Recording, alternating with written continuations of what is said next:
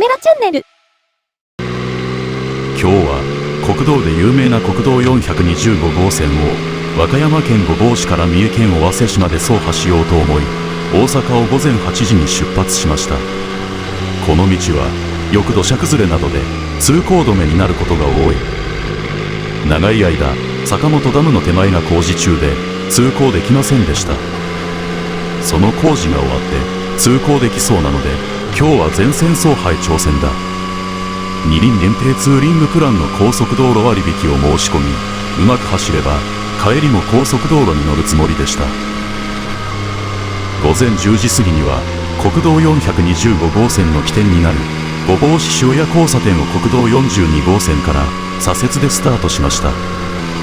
この時間ならお昼ご飯は十津川温泉あたりで何か食べようかなんて考えておりました。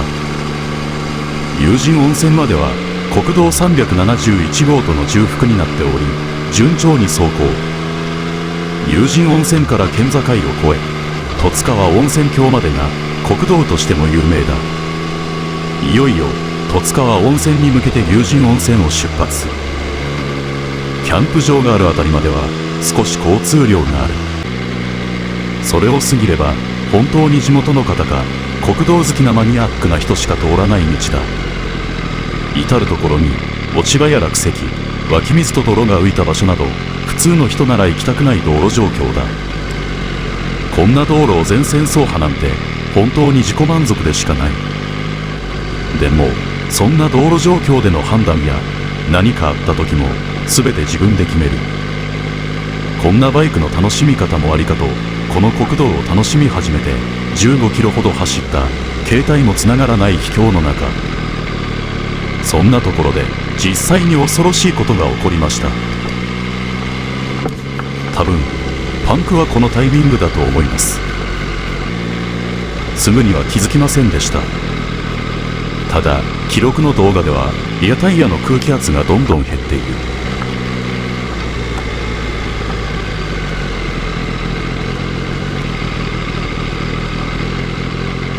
この辺りでリアに違和感を持ち始めました。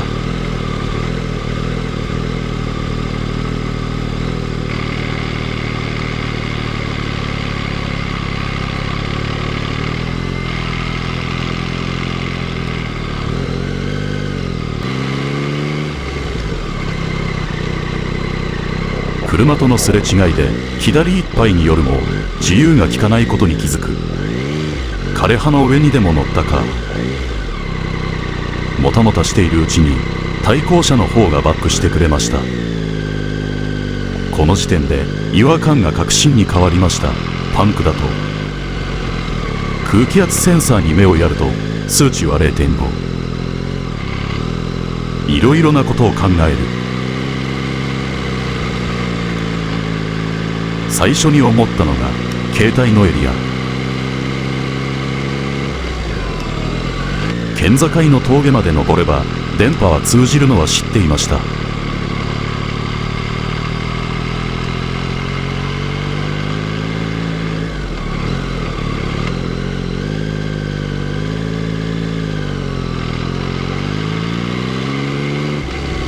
でも空気圧センサー数値は 0.3。峠の県境までは持たないと判断。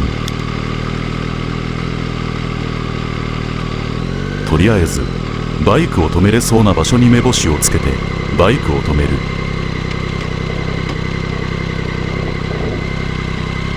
手でタイヤを押して確認してみるが、やはりベコベコだ。さてどうしようか。エンジンを止めて冷静になろうとするが、しばらく放心状態。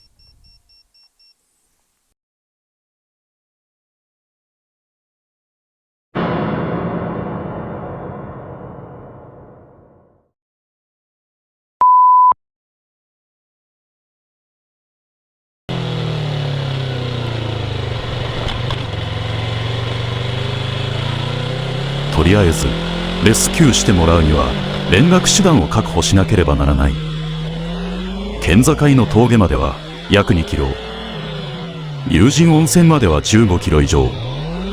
この時点で午後12時過ぎ、県境まで歩いていくことを決意しました。気温もまだ高く、ジャケットはバイクと共に置いていきました。この間は動画を撮影する余裕もありませんでしたが、約30分の上りのハイキング。県境について保険会社へレスキュー依頼の電話。この時点で午後12時45分頃、状況を説明したら、レスキュー業者の到着時間のめどがついたら再度連絡するとのこと。県境の峠で電話を待つこと約1時間。電話をいただいたのは保険会社と提携をされている河合オートさんからだった。現在移動中で、現場には午後4時頃には到着できそうだとお聞きしました。現場ではパンク修理ができないので、自社整備工場までレッカーするとのことでした。現在の県境の峠を離れると、携帯がつながらないことを説明して、バイクの置いてあるところに戻ると約束。ここからは大自然の中で日暮らしの声を聞きながら約30分の下りのハイキングだ。バイクの場所に戻り、まだ時間がありましたので、折りたたみの椅子を出して木陰でチェアリングだ。普通のチェアリングならコーヒーでも片手にゆったりとした時間を楽しむものだが、今はそんな余裕がない。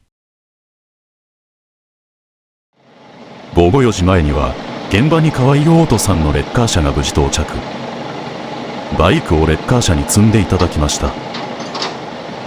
保険会社のレスキューでは本来は同乗はできないとのことですが、もし事故などがあっても責任は負えないことを了承し、レッカー車に同乗させていただきました。パンク修理ができればそこから家に帰れると思っていました。しかし小石がめり込んだタイヤを目にしている私は、もしかしたらパンク修理が不可能かもとも考えておりました。整備工場まで約1時間。田辺市中辺地町の整備工場に無事到着。早速パンク修理に取り掛かっていただきました。まずは小石を取り除くところで手こずっているようでした。修理剤もたくさん使用して挑んでいただきましたが、空気の漏れは止まらず、パンク修理不能だと判断。河合オートさんは四輪車をメインとされている業者さんだそうです。やはりバイクのことはバイク屋さんが良いと、タイヤサイズなどを確認しながら、お知り合いのバイク屋さんに連絡していただきました。電話を横で聞きながら、同じ銘柄のタイヤの在庫はないが、格安のバイアスタイヤなら同サイズがあるので、とりあえずの交換は可能だと聞きました。ただ、バイク屋さんの営業時間は午後6時まで。ここから運んでも、今日の作業はできない。とりあえず今日は、バイク屋さんまでレッカー移動だけを行い、明日の朝からタイヤ交換作業にかかっていただく。または、バイクを預けて、希望のタイヤの入荷を待って、後日バイクを引き取りに来るか。二通りのご提案をいただきました。その時、私は少し考え込んで、沈黙してしまいました。ここで宿泊費をかけてでも、最短でバイクに乗れる状態にする。ただし、サイズは同じにしても格安のバイアスタイヤ。宿泊費も今からの手配なら、1万円程度はかかるだろう。じっくりタイヤのことも吟味しながら、往復の交通費とバイクに乗れない時間を過ごすか。さて、どうしようかと悩んでいると、さらなるご提案。バイクショップの方の用事が午後8時には終わり、それからの作業で遅くなっても良いなら、タイヤ交換作業をしていただけるとお話をいただきました。宿泊費も必要なくなるし、ここまでご提案いただいたなら、こちらのバイク屋さんでお世話になることを決めました。再度レッカー車にバイクを積み込み、お世話になるバイク屋さんまで運んでいただくことになりましたが、ここからは約30キロの工程、40分程度はかかってしまいます。出発時に、パンク修理の代金のことを確認しましたが、修理ができなかったので、必要ないと言っていただきました。午後6時頃には、田辺市の南北鍋インターチェンジ近くのバイク屋さん、メカニックキャラバンさんに到着しました。河合オートさんには、遠い山奥へのレスキューからパンク修理のチャレンジ、そしてバイク屋さんまでご紹介いただき、その上、その場所までお送りいただきました。何から何まで困った私に親身になって考えていただき、この場を借りてお礼申し上げます。本当にありがとうございました。概要欄にホームページの案内をしておきます。続いてお世話になったメカニックキャラバンさんは和歌山県田辺市にあるバイク屋さんです。到着してすぐ目についたのは真っ赤なハンター株。よく見てみるとレンタルバイクのステッカーが貼ってありました。お話をお伺いすると、このハンター株はやはりレンタル車両で、他にも車両があり、レンタルバイク業務もされているとのこと。女性の従業員さんにご対応いただきましたが、作業開始まで時間があるので、近くで時間を潰すと伝えると、ヘルメットを預かっていただきました。この間に昼食も抜きでしたので、腹ごしらえ。普通なら夕食の時間だが、ここは軽くラーメンで済ませました。午後8時前には別の男性従業員さんが来られ、作業を開始していただきました。ほどなくご主人もお戻りになり、お二人での作業であっという間にタイヤ交換が完了。最後にテストライドで異常がないか確認していただきました。本来ならとっくに閉店時間も過ぎているにもかかわらずご対応をいただき、その上作業工賃を含めても純正タイヤ定価の半額程度の費用に収めていただきました。こちらのショップではバイクのトラブルでの出張修理対応もされているそうです。概要欄にウェブサイトなどの情報を記載しておきます。